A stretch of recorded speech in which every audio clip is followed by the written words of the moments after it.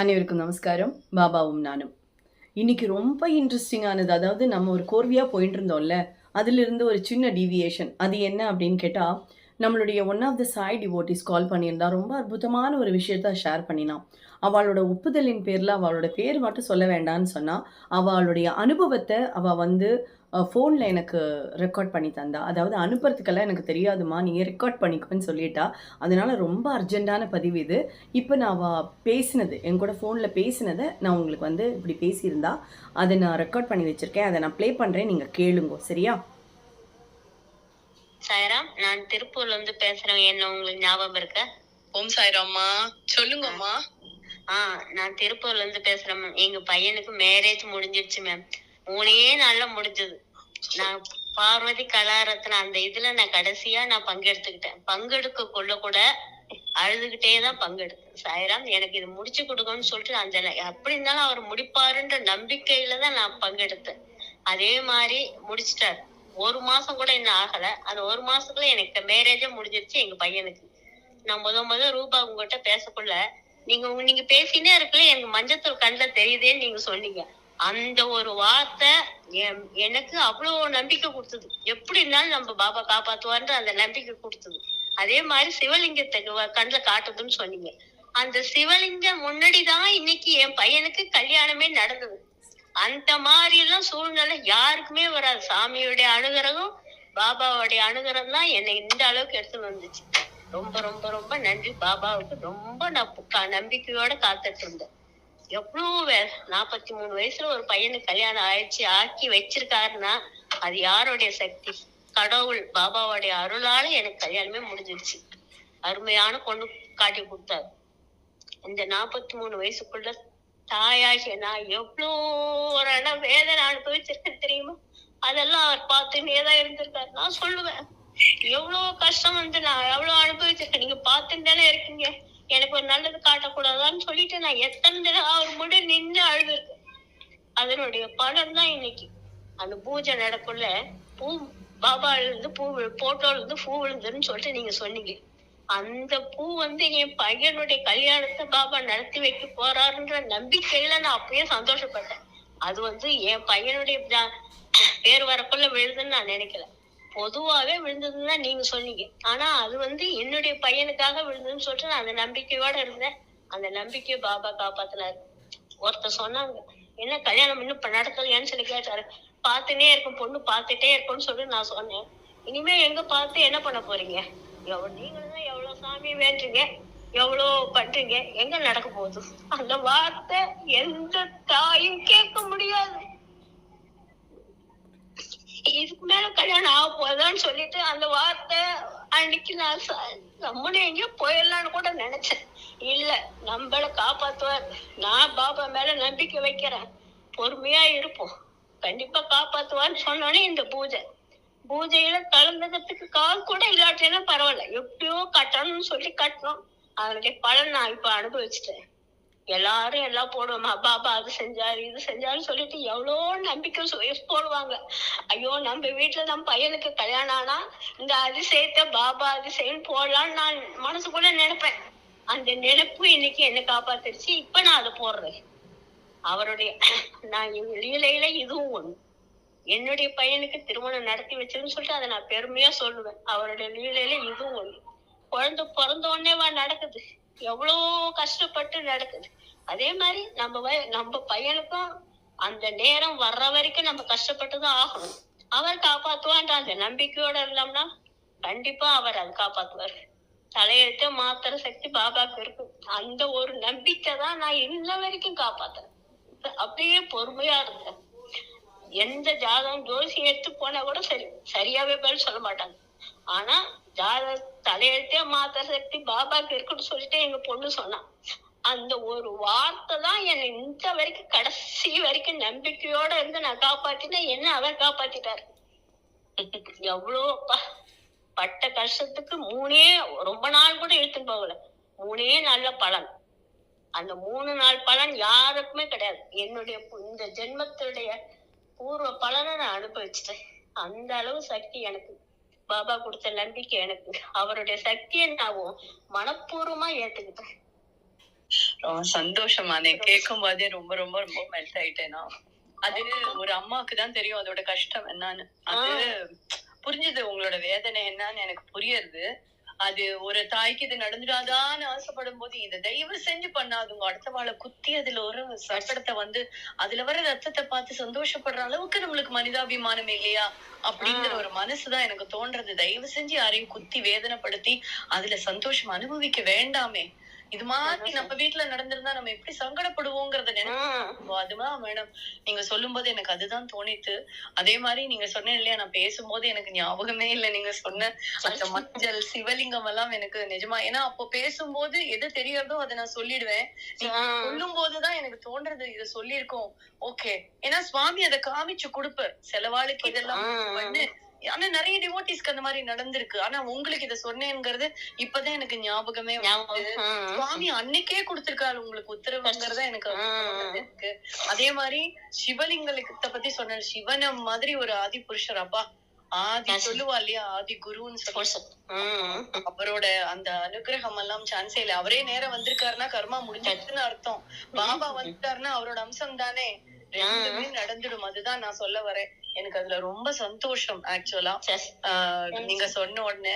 And இன்னொன்னு கூட இப்ப நம்ம பேச ஆரம்பிக்கிறதுக்கு முன்னாடி சொன்னேன் நீங்க என்கிட்ட சிவன் கோயில வச்சுதான் கல்யாணம்னு. அது கூட எனக்கு ரொம்ப ஹாப்பியா இருந்தது கேட்கும் போது. அது கூட சிவனுக்கு முன்னாடியே மேம் அது எப்பயுமே 2வது பிரதத்துல கல்யாணம் பண்ணுவாங்க. 2வது பிரதத்துல ஏற்கனவே ஒரு ஆயுசமா அங்க ரெடியா இருக்கு. அது முன்கூட்டியே அவங்க சொல்லி வச்சுட்டாங்க. அதனால ஃபர்ஸ்ட் இப்ப நம்ம எல்லாம் நின்னு பூஜைக்கு நின்னு சாமி கும்பிடுவோம் பாருங்க, அந்த இடத்துல ஒரே ஒரு வாசப்படிதான். இந்த பக்கம் நந்தி, இந்த பக்கம் சிவன், நடுவுல நாங்க எல்லாரும் தனிக்கு நாங்க ரொம்ப கிராண்டா கூட செய்யல. அது 3 நாள்ல என்ன மேம் செய்ய முடியும்? அவ்வளோ இது இருந்தாலும் கடவுளுடைய அனுகிரகம் ரொம்ப மீதி கிராண்டெல்லாம் விட இந்த சக்தி தான் எங்களை காப்பாத்துச்சு. ரொம்ப நீங்க உங்களோட நம்பிக்கை, நீங்க பேசுற விதம் இதெல்லாம் ரொம்ப எனக்கு எப்படி சொல்றதுன்னு தெரியல. நீங்க பேசும்போது சுவாமி பக்கத்துல வந்து நிக்கிறாரு அதை கேட்டுன்றது. அதெல்லாம் வந்து அது உண்மையா சொல்றேன் நான். அதெல்லாம் நடக்காத காரியம் உண்மையிலேயே. நீங்க சொல்ற 3 நாள் எல்லாம் வந்து சான்ஸே இல்லாத விஷயம்.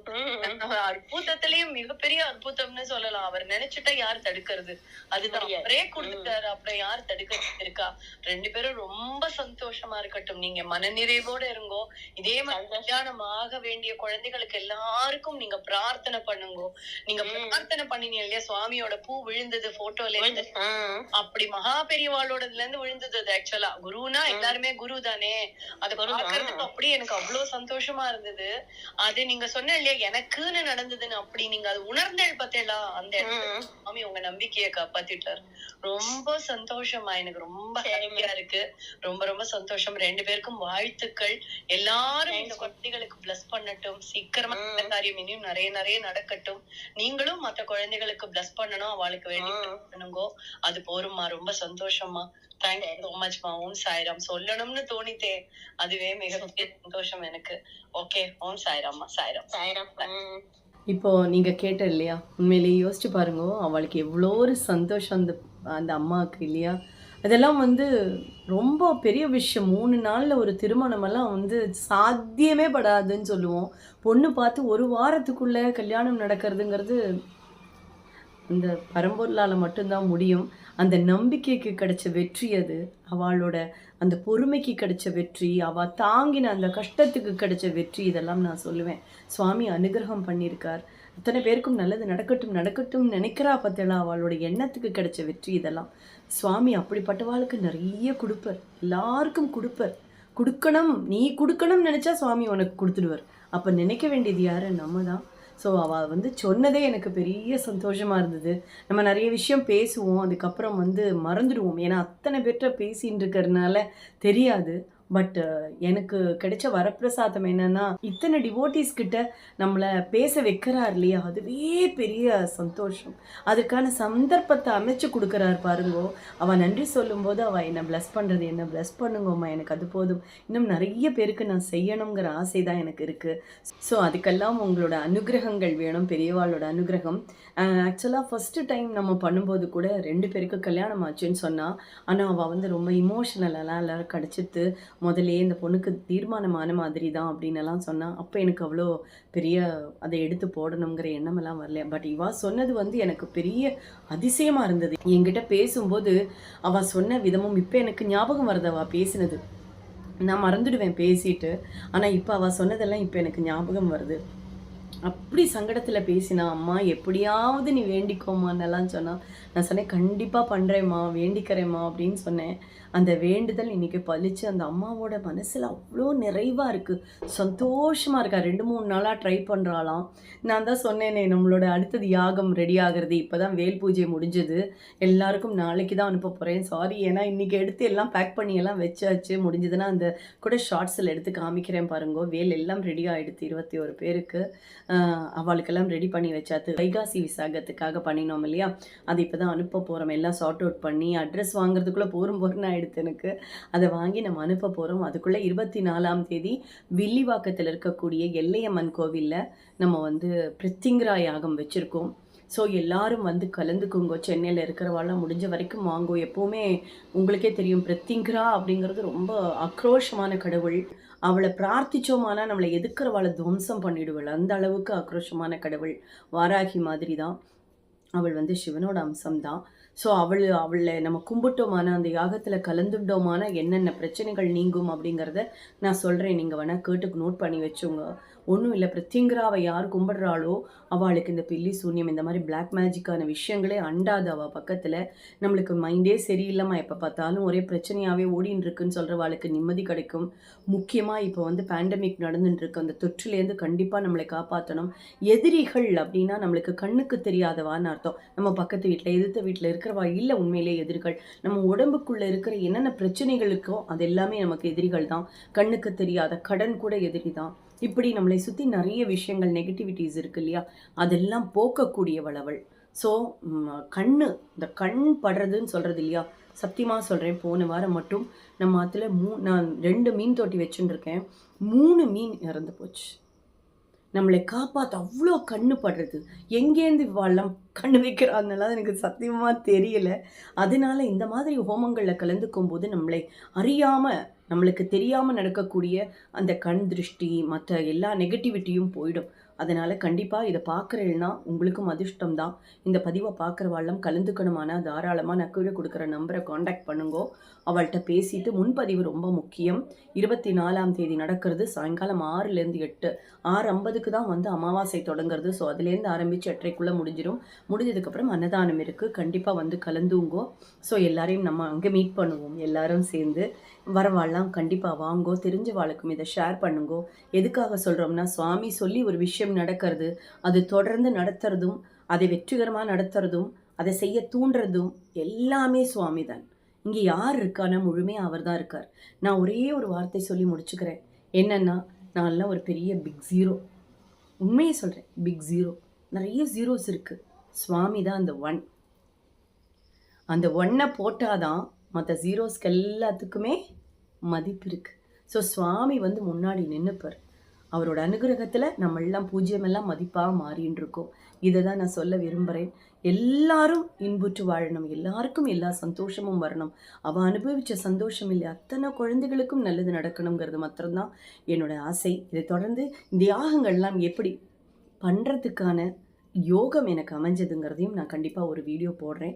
மந்திரங்கள், ஓங்கார் ஜோதியில் நான் போட்டுட்டு இருக்கிற மந்திரங்களுக்கு பின்னாடியும் இயக்கக்கூடிய சக்தின்னா அது பாபா மாத்திரம்தான்.